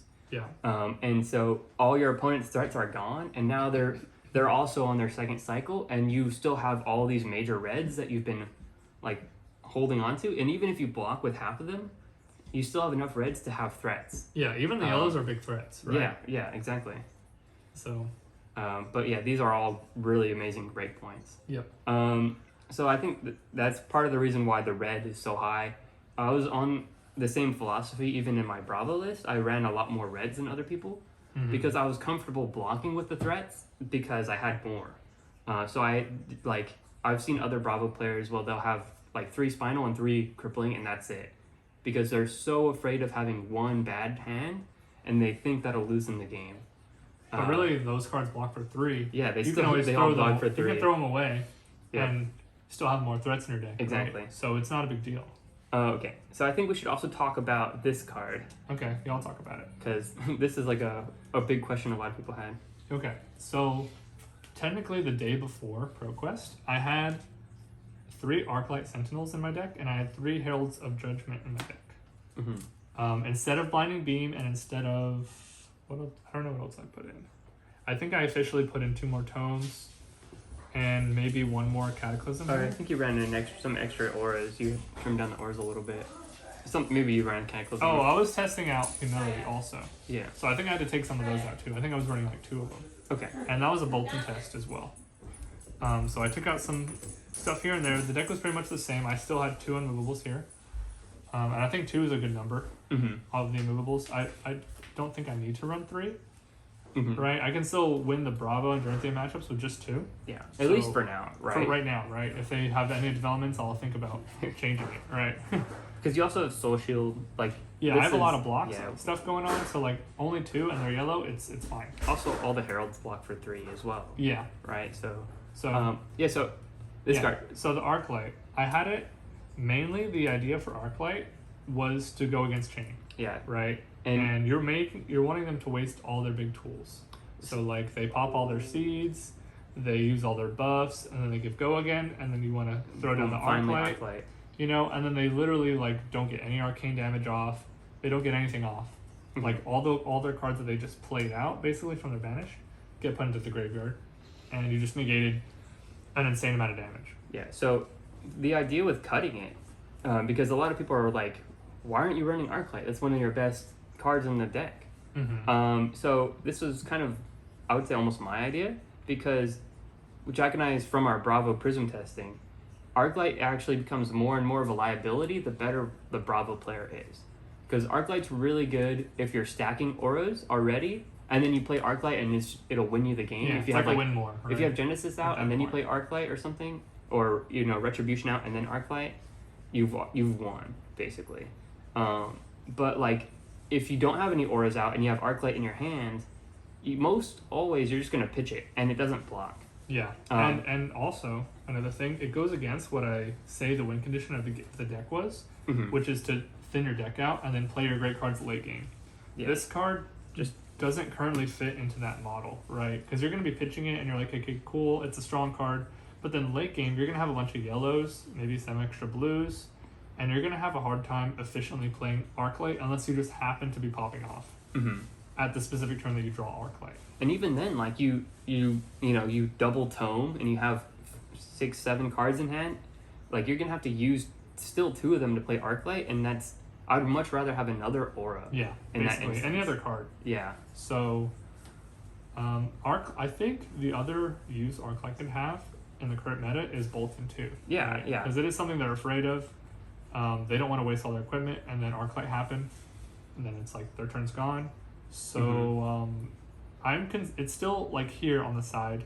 Yeah, for sure. Considering putting it in, right? Depending on how aggro the meta gets, right? Because blocking a lot of damage and doing one back, making them waste their tools, is basically the main use of Arclight, right? You're making them throw away their tools that win them the game.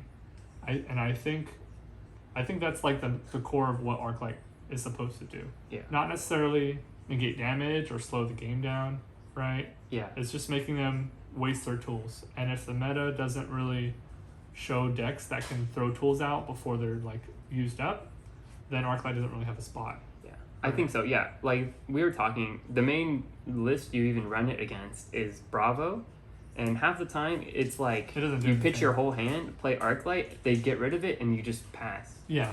Then they just swing with Hammer at it. They're arsenaling their good card. Yeah. They draw another blue, and then now they can do extra thing. And then the games where you're like, okay, I'm not gonna play it unless it's a good time. I'll have like 6 cards left in the deck, and 2 of them will be Arclight. Yeah, and you kind of lose off that. I've lost, off games where they'll swing for 6, and I just can't play it efficiently, and I can't block with it. Because if you want to play it out, you're gonna have to use your whole turn to play it. Yeah.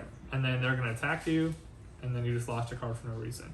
So like for me, I'd cut Arclight and I just replace it with a cheaper aura, because what I really want is them to waste their turn to swing at an aura, and then if they don't, I've won anyway, right? If they leave an aura on the field, even if it is Humility, which is the weakest aura in my opinion, that's still 1 damage a turn, both sides. So I'm healing 2 damage a turn. Yeah, basically. Or my damage differential is being increased by 2 a turn, and that's enough usually momentum to win the game. If they don't. So we're considering Arclight still.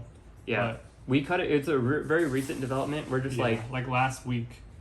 Before the event, I was like, I don't think I need Arclight, I'm not going to fight any chains. We're having a conversation about it. It's like, even if I do face a chain and I don't have Arclight, I have enough defensive options, I could still deck them out. I don't need Arclight at that point, because they're not gonna rift bind for 20. You don't need to waste like all their seeds basically burned up into Arclight, so that's why you don't need it anymore. So, and then the other card was Judgment. And this is just another yellow, right? It's another Herald that hits for 6. This is a good card versus Katsu. It really threatens the aggro Katsu. If it hits, they can't search for their card, right? So I can effectively hit with this and then not block the next turn, because they're not going to go searching for their best card. Yeah, then attack back again. Which is important. Right.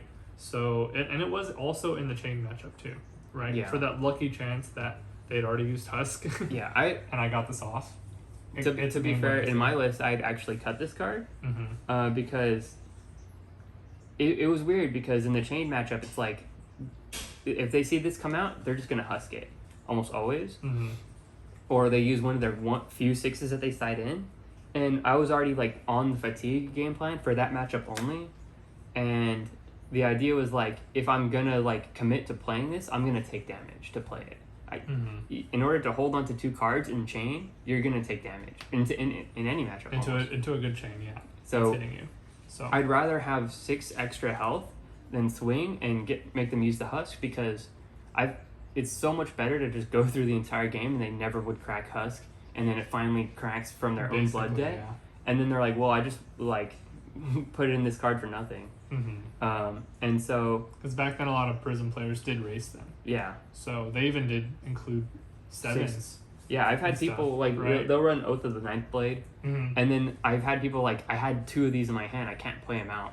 They'll show me at the end of the game, and they had 1 in arsenal and 1 in hand, and they just like keep pitching them, hoping to like, you know, pop some stuff, right? yeah. And it's so funny when they just breaks side them, in basically. 6s. But that matchup's not anymore. Yeah, so also I thought taking out another yellow and putting in, what did I put in? I don't remember. Well, I thought I had enough blues for the meta, right? 'Cause Yeah, it's like I think 15 is the right amount. yeah, With whatever you end up choosing, right? so Preferably, I think I put in like 1 Cataclysm, yeah. and that's about it, and another tome. If you notice, all of these are blue light illusionists that block for 3. Because light illusionists for Genesis, light cards for Halo, block for 3 for just playing defensive. This is like this play pattern is actually taken a lot from how Bravo is traditionally played, because you just play efficiently, right? You could block for 6 and then swing for 7, and this is very similar to play pattern to Bravo, right? Because he blocks out and then swings, especially if you have the defense reactions. I was saying a lot of it's actually like you play similar to Bravo, because a lot of the cards block for 3, and a lot of the angels you can pay for them with 2, and they swing for 6 or 7, which is similar stat ratio to the hammer. So you block 6, swing for 6. The only difference is Prism's like more conditional because she has Phantasm, but she also gains on hits. She's spiky. And she uses up another card attacking as well. So like really because of the on hit, you're like pressuring them more to block because a lot of people will just take the hammer. So the game plan is very similar to that if you're used to that most of the time. And then you could also like be double aggro a lot more than Bravo can, because like if you have a full hand, you could swing twice, which Bravo can't consistently do. Prism could almost always swing twice. And then also you could like have an alternate win condition. Shields, yeah. You also have an alternate win condition with all the auras, and you could ping and get value through there, which is like half of your matchups are done through that. So yeah, you basically can just easily create a wall of spectral shields and then protect them. Like that's another thing the blocks do, right? Like if I get an early prismatic shield card out and I have 3 or 4 shields, they're trying to hit me. I want to protect the shields because I can usually attack, ping for 4, and then attack again, and that's like just extra damage as long as I keep them alive. So an extra Sink Below, Favor Scene, Spectral Shield, right? yeah, Like that just keeps your shields alive, basically. Yeah, And then if you stay on the up with the shields, you're just getting yourself free damage every single turn. yeah. And soul management's a major portion of this game, right? You don't want to just use something from your soul for no reason. Like especially if you only have a few, like you want, if you're nearing the end of the game and you're starting to build some shields because they're having a harder and harder time like hitting them, then you're gonna still be blocking That's out. great for you. And basically. you're not gonna want to use your Prism's ability on your opponent's turn because you need the soul count high. Yeah, a lot of time. Because like you can't really swing with a herald, so you just want to make a soul and keep your pings going and keep blocking out. Like a lot of the play patterns late game, it's usually like block with 3 cards, keep a yellow, and then pitch the yellow to use for Prism ability, and then ping for all the shields that you have. Yeah, And then just keeping that going until like they are forced to block cards for 1 damage each. Right? That's feels pretty bad for them. Yeah, there's even a lot of games where like against a Bravo, I'll get rid of all his auras, and I know because I know I could see them all in his graveyard and in his banish zone, and he'll still have like pings out. And so now it's like a game of, instead of me trying to stall for the auras, it's me trying to aggro. Can I do enough damage To get rid of to the- go through my shields and my block that I have been saving in my hand, right? Yeah. The more you don't attack me directly, the more I'm likely to grab another block and then arsenal it and then keep another one in my hand. So I'm just gonna keep pinging and pitching more yellows. Yeah. Just so to keep doing that. Right. that matchup goes so deep.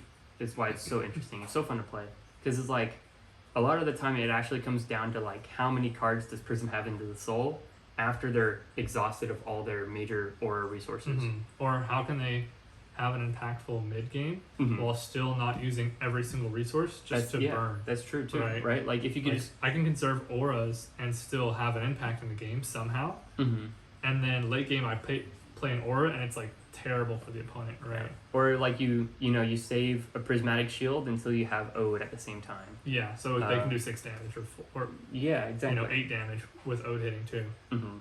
So like a bunch of stuff like that, it's like you're actually just waiting for these higher Mhm. value turns because it's a value matchup. Yeah, I would say one skill that I had to gain playing this matchup so much because I've been like since Prism came out, I pretty much immediately switched to Prism and I've just been grinding on this character Mhm. for several months now.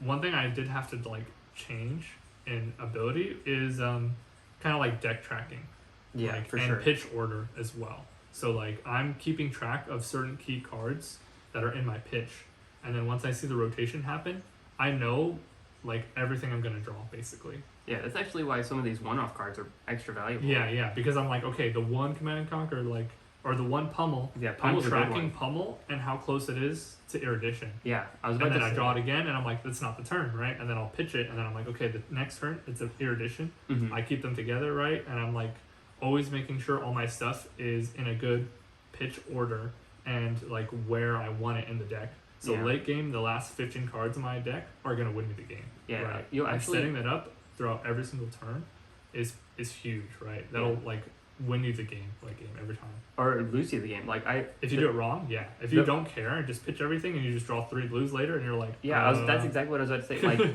if You know. if you're playing the game and you're finally like, okay, I need to swing out, or otherwise I'm gonna deck out because Prism is still always at a threat of decking out.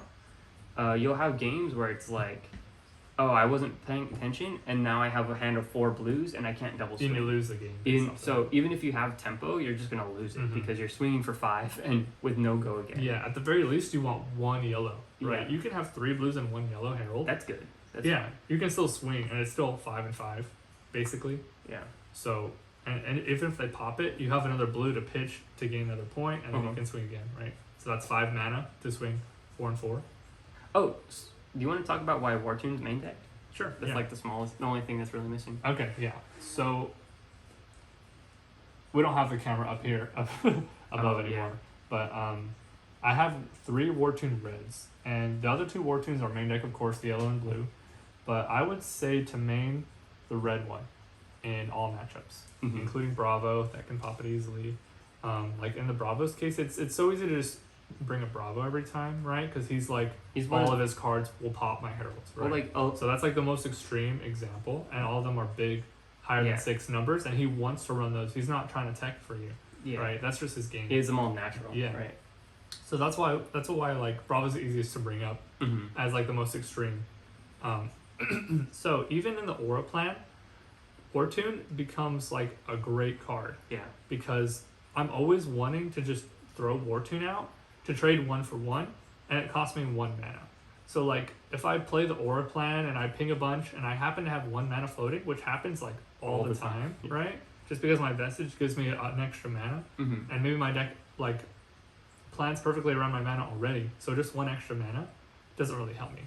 But if I have more Wartunes, red, blue, and yellow, I can always just ping a bunch, and they're like thinking about blocking it, and they're keeping 1 card in hand to like pitch to do the hammer and swing my aura. I Mhm. can always just surprise throw a 7 at them. Yeah. And if they were thinking that was okay to keep 1 card, they were just forced now to take 7 Yeah. all of a sudden for 1 mana, Yeah. because they're always like thinking all my cards cost 2, right? He's gonna need 2 mana.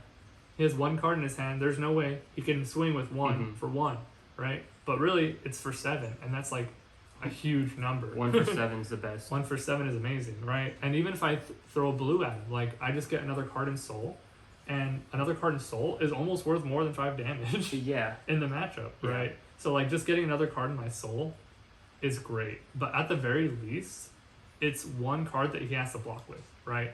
So like maybe he has a pop-off turn where he can do Crippling Crush, right? But if I make him pop with 1 of his 6s, he cannot do Crippling Crush on me. Yeah. Right. So if I just make him drop a card, he could like just not block, he can do everything. But if I make him drop a card with another attack, more than 1, he just has to pop it, right? Like Yeah. and I just ruined his big hit turn. So How's now that- he's gonna swing at me for 6, and I can always handle 6 or 8 attack with no real big effects, even if it's dominated, right? So that's like a big reason to keep Wartune red, because I can always just throw it down, and I can always block with it.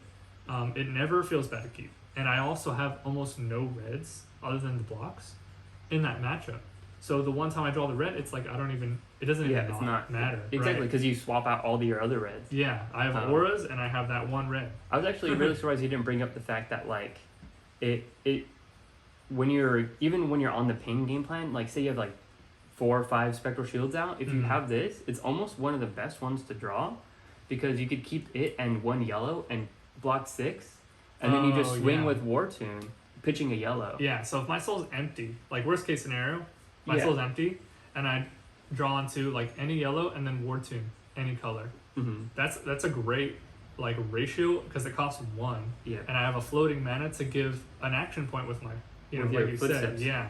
So like sometimes I really need to swing a herald Yeah. and then pay extra just to ping with all my stuff. Yeah, Right. like you kind of want, you don't care if it gets cracked or not. Yeah, I might That's the have point. 7 shields Yeah. and I want it to get popped. I mean, if they don't, you still have go again. Yeah. Like, So, I kind of want it to get popped just so I can have my pitch in the zone, right? Because I needed to play something to pitch something. Yeah, because all the trigger other, since all the other ones are cost 2, you have to I have have to 2 pitch cards. 2 cards Yeah. to get the go again. So like a lot of the end game turns turn out to be like remove something from soul, ping for 8 or whatever, or ping for however much you can. Yeah, And we can only do Wartune- that so many times. Yeah, right? because you spend the first half of your game filling up the soul. So, but Wartune's like effectively a free card in soul, and it's also a free 1-for-1 trade. Or, it's a free go again for all your pings. yeah, it's, basically. yeah. Right. So it's super good to lead, and it's also like one of the best ones to arsenal, to be like, anytime you have a free go again and floating mana, you're like, all right, come in for 7 at the end. Yeah. And then they're in like, any case, it just oh, works. It It just works great. Yeah, because especially after they block out, you could get like doing a triple swing with Wartune will usually win you the game as well.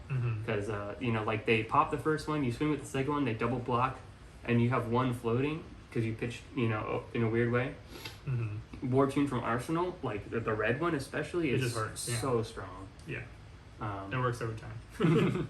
99% of the time. It works all the time. So So yeah, that's the list. There's definitely a lot more in-depth stuff I could talk about. yeah, Right? Like there's 3 tomes. There's using the auras, using the aggro cards and the blocks all together, different matchups. So go ahead and ask any questions you'd like me to go over. We're gonna be making videos. yeah, we're gonna do Now. gameplay videos as well Yeah. with this list. Other good Prism lists that are very similar, but with And just new like heroes slight and alterations. yeah, right? yeah. So go ahead and just let us know what you want to know about this list or about any other list that we can possibly create. We're gonna be making more videos, of course. And yeah, I mean the event was great overall. It was a lot of fun. Of Yeah. course, very hype. Big win. Got first, yeah, got that big dub. And yeah, it was a great time. Just please go ahead and give a like on this video. Yeah, if you have a Prism player in your life, just share this with them. Yeah. And yeah, I might make a Discord as well. Yeah. So we can just play with people on TTS, right, that want to practice. Oh yeah. Thank you everybody for watching. Had a lot of fun Yeah. in the event and talking about this list. Hopefully it helps some. Mm-hmm. Prism's probably one of the highest skill cap characters to play. Yeah, she has a lot going on. Yeah. So she's very interesting for that reason. She's one of the most interactive. She has the most timing windows in the game. Like so many minute interactions that'll give you incremental advantage, and she's also very snowball oriented. So And you big need waifu potential. Yeah, right. So you need those like little 1 or 2 health differences over the course To of win the game. several turns, Yeah. and that'll win. Yeah, a lot of my matches were like at 2 health. Yeah. I won. Right. And it comes down to the wire a lot. Yeah, so we'll be posting some gameplay videos. Pretty soon. Prism Mirrors, Prism versus Oldham, Bravo. Yeah, Briar, all the new heroes, a lot of random other stuff we think is strong. Yeah. So we're building all the decks. I try to own most all the cards, so we could make some good content with that. So Yep. Well, thanks everybody for watching, and have a good day. see you.